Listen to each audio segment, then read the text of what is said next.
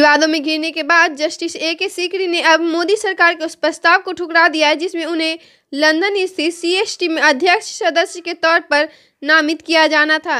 Justice A K. Sikri को उच्च स्तरीय चयन समिति में शामिल होने के बाद यह पेशकश मिली थी। जस्टिस सीकरी सुप्रीम कोर्ट में मुख्य न्यायाधीश जस्टिस रंजन गोगोई के बाद दूसरे सबसे वरिष्ठ जज हैं और 6 मार्च को रिटायर होने के बाद सीएसटी को ज्वाइन करने वाले थे। Justice A K. सीकरी ने उस सरकारी प्रस्ताव के लिए दी गई अपनी सहमति रविवार को वापस ले ली, जिसके तहत उन्हें लंदन स्थित राष्ट्रमंडल सचिवालय मध्यस्थता न्यायाधिकरण में अध्यक्ष के तौर पर नामित किया जाना था। हालिया एक फैसले के कारण विवादों में आए जस्टिस ए.के. सीकरी ने सुप्रीम कोर्ट में कई बड़े फैसले लिए, जिसमें पिछले साल उन्होंने कर्नाटक में सरकार के गठन को लेकर राज्यपाल के विवादित फैसले पर आधी रात को सुनवाई करना भी शामिल है। Justice A K. सीकरी को पिछले साल दिसंबर के पहले हफ्ते में सीएसटी में अध्यक्ष के तौर पर नामित किया जाना था, जिसके लिए आवेदन की अंतिम तारीख ही 11 दिसंबर थी। नामांकन के बाद किसी एशियाई को सीएसटी का अध्यक्ष चुना जाना था। टुडे के पास जस्टिस ए.के. सीकरी के लिखे पत्र के कुछ अंश मौजूद है।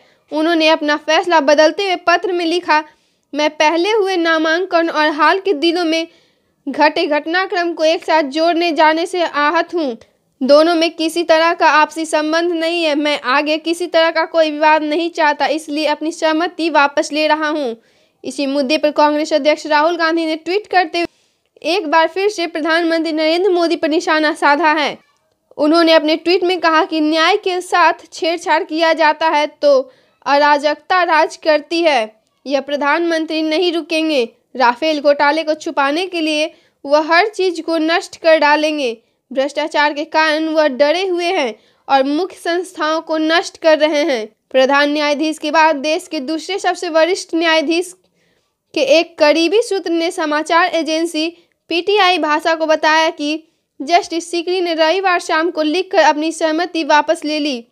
सूत्रों का कहना है कि सरकार ने इस जिम्मेदारी के लिए पिछले महीने उनसे संपर्क किया था। उन्होंने अपनी सहमति दी थी।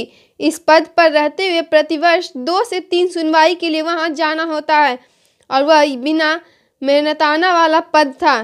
प्रतिष्ठित सीएसटी में सदस्यों को 4 साल के लिए नियुक्त किया जाता है, जिसे एक बार बढ़ाया जा सकता है। Justice A K. सीकरी ने 8 जनवरी को सीबीआई निदेशक आलोक वर्मा को पद से हटाने को लेकर उनके खिलाफ वोट किया था। मंगलवार को प्रधानमंत्री नरेंद्र मोदी, लोकसभा के कांग्रेस के नेता मल्लिकार्जुन खड़गे और सुप्रीम कोर्ट के जस्टिस ए.के. सीकरी की उच्च अधिकारी प्राप्त चयन समिति ने 2-in-1 के बहुमत से आलोक वर्मा को सीबीआई निर्देशक के पद से हटाए जाने का फैसला लिया था। प्रधानमंत्री मोदी और जस्टिस ए.के. सीकरी ने आलोक वर्मा को सीबीआई निर्देशक के पद से हटाए जाने के पक्ष में फैसला लिया, जबकि खड़गे ने इसका विरोध किया था।